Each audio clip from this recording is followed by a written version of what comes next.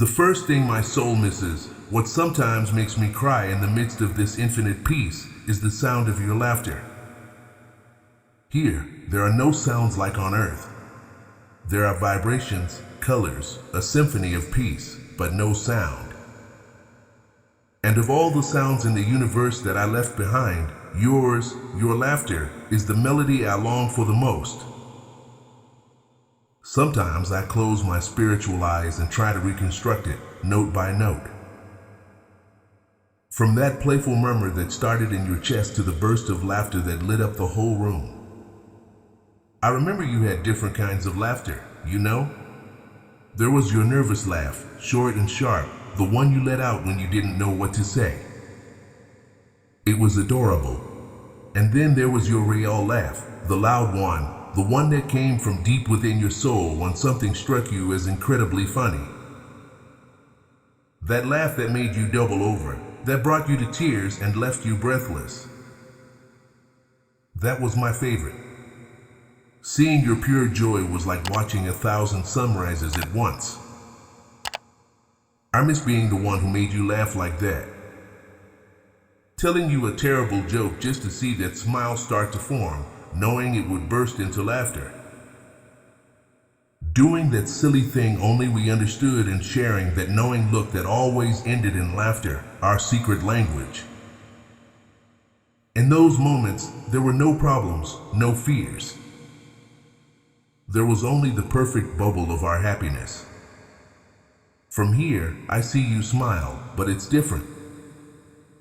It's a smile tinged with melancholy, a brave curve on your lips that doesn't always reach your eyes.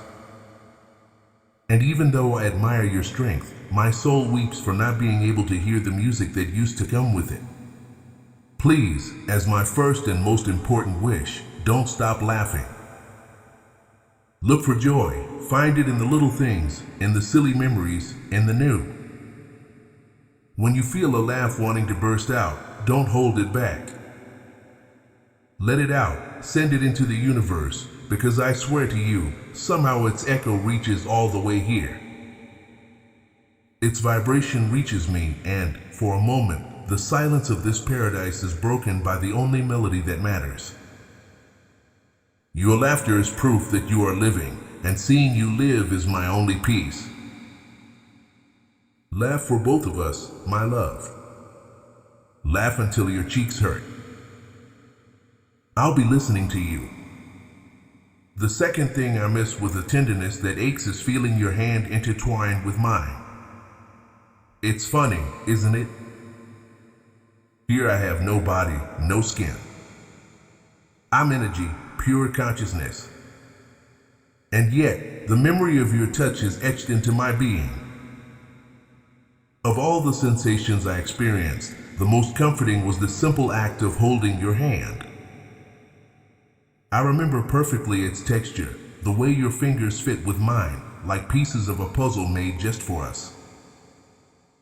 I remember the warmth of your palm, a warmth that was an anchor, a home. I miss holding your hand in the tough moments. To hold it when you were afraid and feel how your tension eased a little.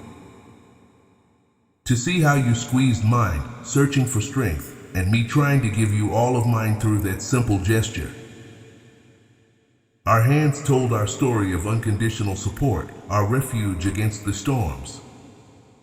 Now I see your nervous hands, sometimes clenched in frustration. I see them resting still on your lap, and my whole being screams to be able to reach for them, to cover them with mine and give you the peace of this place. I long to tell you without words, I'm with you, everything will be all right. So do something for me. When loneliness gets heavy, close your eyes and squeeze one of your hands with the other. Tightly. Imagine it's me. Imagine my energy flowing into you. Remember the warmth, the safety, because even if you walk alone, you never truly will. My presence surrounds you. The connection we had wasn't just in the skin, it was in the soul, and that connection is unbreakable. Touch was our language, and even though I can't speak it the same way anymore, the message is still the same. I'm holding you. My hand has never let go of yours. The third thing my spirit misses, in a way that only true intimacy understands, is our silences. The world of the living is full of noise, words, notifications, traffic, a constant bombardment. People feel uncomfortable in silence. They rush to fill it with anything, but not us. We had mastered the art of being together in silence, and it's that peace, that stillness, that my soul longs for.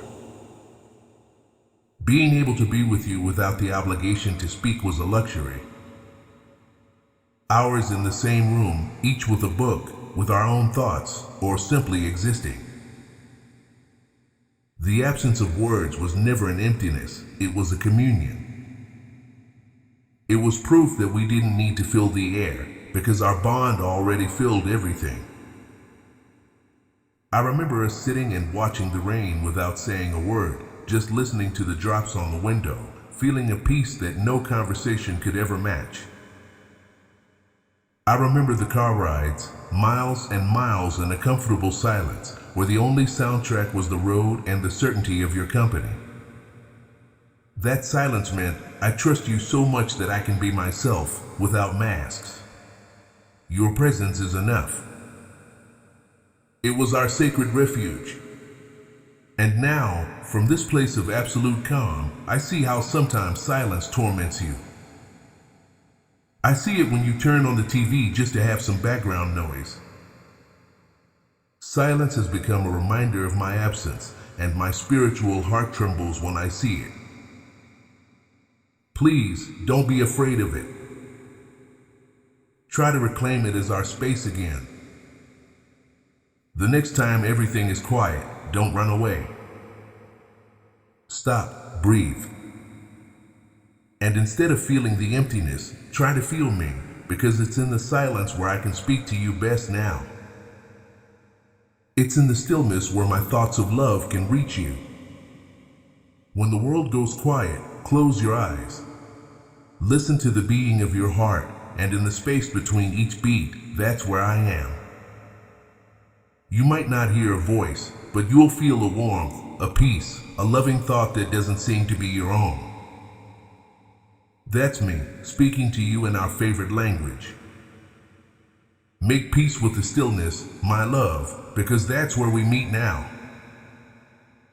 The fourth thing, and this is perhaps the most intimate, is the way you looked at me. They say the eyes are the windows to the soul. Well, when you looked at me, I felt like you could see into my soul and accept it completely. Your gaze had the power to calm my worst fears, to make me feel like the most important person in the universe. I'm not talking about just any look. I'm talking about that look, the one you gave me over your coffee cup, full of sleepiness and tender love, the one of pure pride from across a crowded room, a silent applause just for me, the look of genuine concern when I was sick, your eyes searching for mine as if you wanted to take away my pain, and the most powerful of all, the look of unconditional love, the one that would appear out of nowhere. I could be doing something as silly as washing the dishes. I'd look up and there you were, watching me. And in your eyes there was no judgment, just an ocean of love so deep that I felt happy and safe. In that look, all my flaws disappeared. Your gaze saw me not as I saw myself, but as you saw me, a soul worthy of being loved. From here I see your eyes, often filled with tears, looking at my photos with a mix of love and unbearable pain, and I just want to meet your gaze one more time and tell you, I'm still here. The love you saw in my eyes hasn't died, it's transformed. I ask you for something. Next time you look in the mirror, try to see yourself the way I used to look at you. Look beyond the pain in your eyes. Try to see the incredible strength you have, the kindness you radiate. My loving gaze hasn't left, now it surrounds you. It's the warmth of the sun on your skin, the sparkle of a star. When you feel a sudden wave of self-acceptance, that's me looking at you. I'm sending all my love straight to your heart because the way I see you now, from this place of clarity, is the truth. Your soul is worthy, it is loved, you are everything, and not even death can change that. The fifth thing my soul misses, the one that reminds me of the beauty of life, is seeing you happy about the smallest things. The world teaches us to look for happiness in big things, promotions, vacations, major purchases. But you and I knew that true happiness is in the details.